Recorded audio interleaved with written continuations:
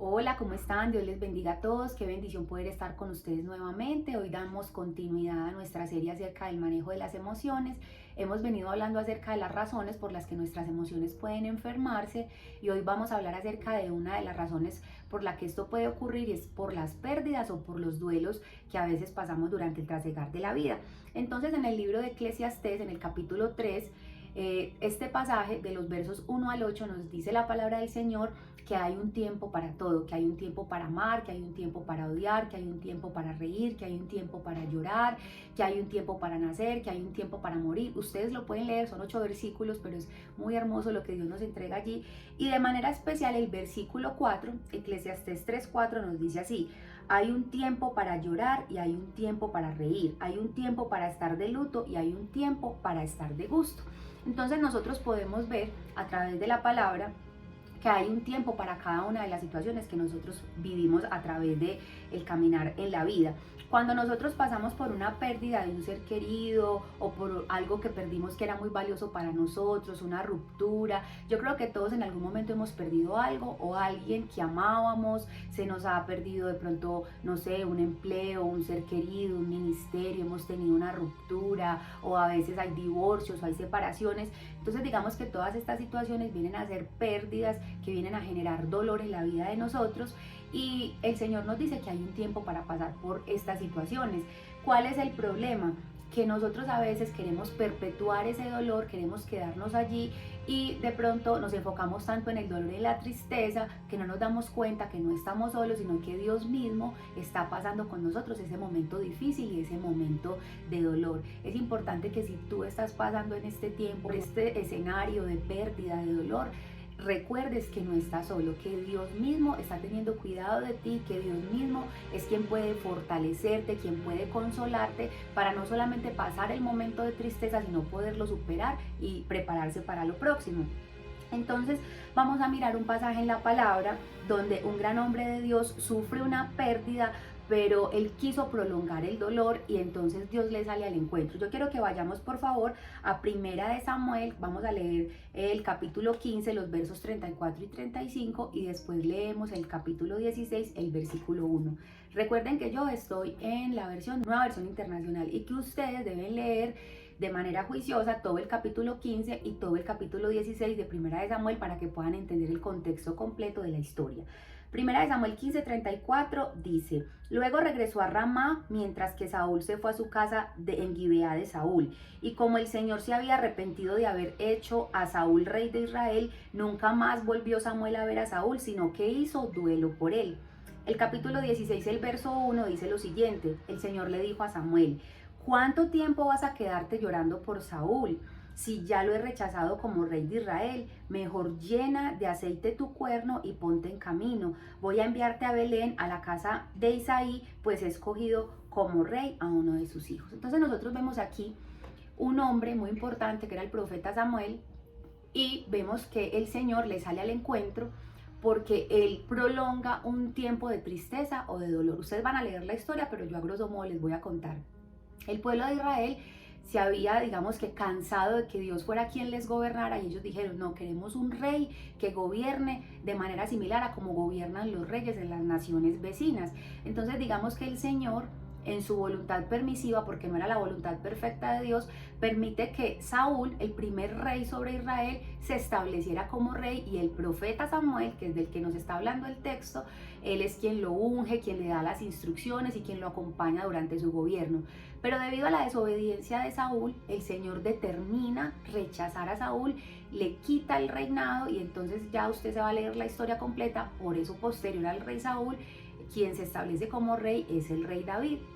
Entonces cuando esto ocurre, cuando el Señor desecha a Saúl del reinado, Samuel sufre un dolor, dice la palabra, que él hace duelo por ello, porque fue triste para él, porque fue una pérdida para él.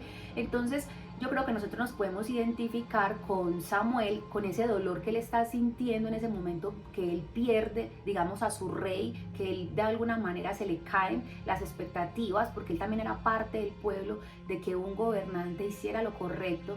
Entonces ocurre que Él en ese dolor, en esa tristeza, hace duelo por Él, y yo creo que nosotros en algún momento hemos tenido que atravesar por momentos de dolor, hemos hecho un duelo por un ser querido, o por una relación que se ha acabado, o por un empleo del que esperábamos mucho y nos sacaron, o por el ministerio, o sea, tantas situaciones que tal vez nosotros podemos atravesar y que Dios en su soberanía permite que pasemos por ellas y que sintamos dolor.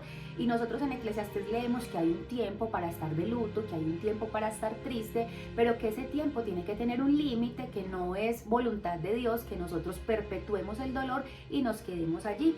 Vamos a ver qué le dice Dios a Samuel, que me parece tan lindo y tan interesante, como el Señor le dice: ¿cuánto tiempo te vas a quedar llorando por Saúl? O sea, lo que le está diciendo el Señor es: ya es suficiente, ya lloraste, ya pasó tu tiempo de estar triste, ya pasó tu tiempo de hacer duelo. Y lo que le dice el Señor es que mejor se levante, y le da nuevas instrucciones para que el profeta pudiera seguir cumpliendo con la asignación. Es decir, que nosotros todos tenemos una asignación, y que ni aún el dolor ni el duelo nos pueden, digamos, interrumpir la asignación que Dios nos ha entregado. Entonces, digamos que el Señor le dice a Samuel: llena de aceite tu cuerno.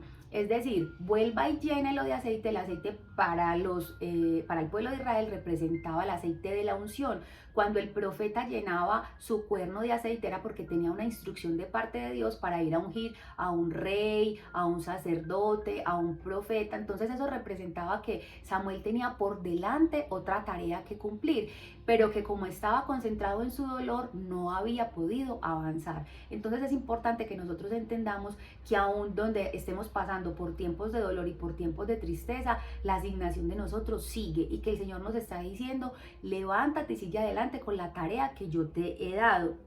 ¿Qué le dice el Señor a Samuel? Ponte en camino, es decir, levántese ya de su tiempo de tristeza, de su tiempo de dolor, y vaya a cumplir con la asignación que usted tiene. Entonces muchas veces digamos que el dolor viene como a pausar la asignación que nosotros tenemos, pero el Espíritu Santo nos está diciendo: ya es tiempo de que te levantes y continúes tu camino, porque el enemigo va a usar estas situaciones para querer estancarnos y para querer que nosotros no avancemos. Entonces Él le dice que vaya a Belén a cumplir una nueva tarea.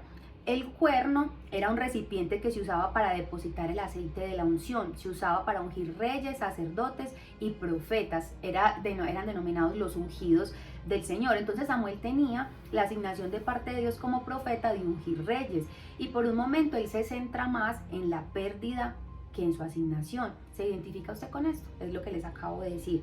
Ahora, ¿ha tenido pérdidas que lo han llevado por causa del dolor a olvidarse de su asignación? Por eso Dios nos sale al encuentro y nos pregunta: ¿hasta cuándo vas a hacer el duelo? ¿Hasta cuándo vas a llorar? Queriéndonos decir: es suficiente, ya lloraste, ya pasó el tiempo del dolor y es necesario que te levantes porque hay otra tarea delante de nosotros. Entonces muchas veces nosotros, por perpetuar el dolor, por perpetuar la tristeza, lo que hacemos es que nos quedamos en pausa, y el enemigo va a aprovechar ese escenario para que nosotros no llevemos a cabo la asignación que Él nos ha entregado. Entonces hoy el Espíritu Santo nos dice que Él es el más interesado en sanar nuestras emociones por causa de las pérdidas que hemos tenido. Si has tenido un divorcio, si has tenido una separación, si has perdido un hijo, si has perdido tus padres, lo que sea que hayas perdido, Dios es soberano y lo conoce, y Dios conoce el dolor que cada uno de nosotros atravesamos, pero también nos acompaña y nos ayuda a superarlo. Cuando el Señor permite que nosotros pasemos por momentos de tristeza, también nos da la autoridad para poder ser consoladores de otros. No es lo mismo que a ti te consuele alguien que ya ha pasado por tu situación que otra persona que desconoce completamente el escenario. Entonces, si el Señor te ha permitido pasar por un duelo, por un tiempo de pérdida, saca lo mejor de ello, porque Dios a través de ello puede convertirte en un testimonio que camina, en un testimonio viviente, que tú le puedas decir a otra persona: yo también pasé por la pérdida de un hijo, yo también pasé por la pérdida de mis padres, yo sé lo que es atravesar por crisis matrimoniales, yo sé lo que es pasar por situaciones difíciles. Entonces digamos que el dolor no puede ser usado por el enemigo para enfermarnos, sino que Dios mismo, que permite que pasemos por las situaciones, lo que quiere hacer es sacar lo mejor de nosotros en el tiempo de dolor, en el tiempo de crisis, para que nosotros podamos dar gloria a su nombre, poder testificar de su poder y decirle al otro: yo también pasé por ahí y Dios me ayudó, Dios me levantó. Yo soy un testimonio hoy vivo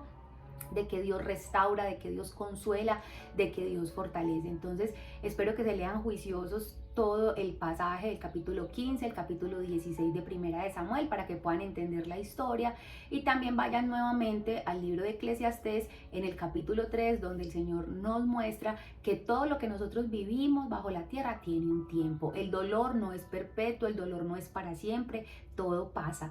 Dios les bendiga, compartan el video, suscríbanse. Ya estamos terminando esta serie, tenemos un video más y ya nos adentramos en una nueva temática. Dios les bendiga a todos y espero que hayan sido edificados a través de este tema. Un abrazo y hasta el próximo video.